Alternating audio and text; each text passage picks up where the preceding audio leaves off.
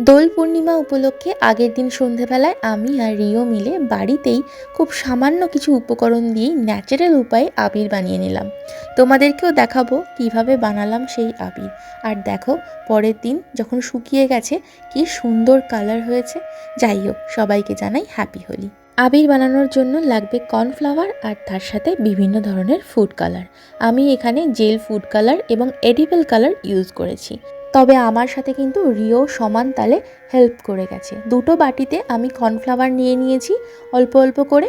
এবার আমরা যে কালারের আবির বানাবো সেই ফুড কালারটা এখানে বেশ খানিকটা অ্যাড করে দিয়েছি। যদি মনে হয় কম হচ্ছে তাহলে আর একটু অ্যাড করতে পারো। এবার ভালো করে রঙের সাথে কর্নফ্লাওয়ারটাকে মিশিয়ে নিয়েছি আর এরকম দেখো লাল আর নীল রঙের আবির তৈরি হয়ে গেছে।